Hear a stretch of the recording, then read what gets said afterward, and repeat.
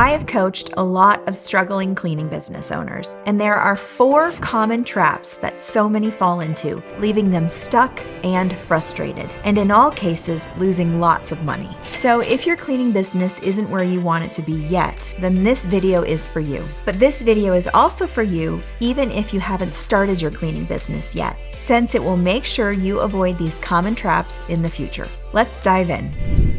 Trap number 1 is living in a state of fear. Fear comes in many varieties. Fear of failure, fear of uncertainty, fear of competition. But the solution is always the same. Change your mindset. If you fear failure, then focus on the rewards just on the other side. Things like financial freedom, personal freedom, a better life for you and your family. If you fear uncertainty, then focus on what is certain, like the level of effort you know that you can put forth to succeed, or the results you've already achieved. And if it's the fear of competition, then ignore it. Competition will always be there, and it's a good thing. It means there's a demand. But if you find yourself obsessing over what your competition is or isn't doing, then it will only lead you to doing nothing. There are a million things we could be fearful of in business, but remember, the only way you truly fail is if you choose to quit. As long as you don't do that, you have nothing to be afraid of. Trap number 2 is overcomplicating your business.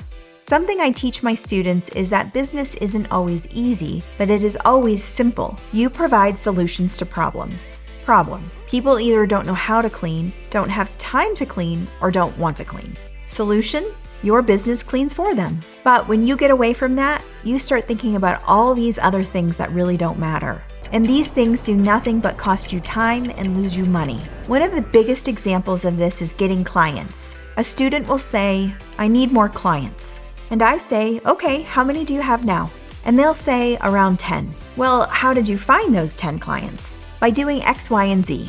And X, Y, and Z could be anything like networking or cold calling or stopping by offices. So I say, "Well, are you still doing X, Y, and Z?" "No, I stopped." "Why?" "Because I watched some video or read some article that said I should be doing this instead." "And is it working?"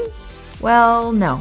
"Then you should stop doing that and go back to doing X, Y, and Z." You see, so many business owners are looking for the next big thing, a strategy, a process, a piece of software. But what's worked for the last 100 years of business will still work tomorrow. If you want to test something new, then go for it. But don't stop doing what actually works. And remember, business is about problems and solutions. So keep it simple and you'll go far.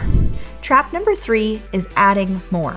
Typically, more services. My cleaning business offers general cleaning, but it seems so many out there feel that they need to be a one-stop shop for their clients. Cleaning, snow removal, lawn and landscape, pressure washing, and the list goes on. But that's a bad idea. If you try to do everything, you'll be an expert of nothing. So sometimes students will ask me, "How do you work carpet cleaning into your commercial bids?" I don't.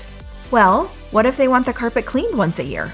I refer them to a carpet cleaning business that I know and trust. And it's the same with exterior windows, the same with pressure washing, and the same with snow removal. My business does general cleaning, and that's it. If I wanted to clean carpets, then I would have started a carpet cleaning business. And by referring my clients to other vendors that I trust, they respect that I focus on what I do best. And those other vendors refer work back to me. When I lived and worked in Florida, I was known as the luxury home cleaning expert. Now that we live in Colorado, our business here has the reputation of being experts in commercial cleaning. So resist the urge of always adding more services and trying to do everything. Instead, focus on what you do best, and your profits will grow as a result. And trap number 4 is making emotional decisions. Making decisions as a cleaning business owner based solely on emotion can lead to bad outcomes and kill your long-term success. Here's a few common examples. You're not finding clients as quickly as you want, so you start running paid ads thinking that's the ultimate solution to your problems. You assume clients won't pay higher prices for cleaning, so you drop your rates in an effort to just win their business. Or you're desperate to hire help, so you give the first candidate you find the job, even though they aren't really a good fit for your business. Now, what's the non-emotional reaction in all those scenarios? Don't run paid ads without proper education, and stick to what you know works, like we talked about earlier. Remember, that you will be too expensive for some clients, and that's okay. It just means they aren't your ideal client. And recognize that hiring the wrong person for your business can have long-lasting negative effects. Whereas being patient for a few more days or even weeks and hiring the right person can reap rewards for years to come. So remember, emotional decisions cloud your good judgment and stem from impulse, when all you really need is thoughtful consideration and a little education. So slow down, take your time, and think logically, not emotionally.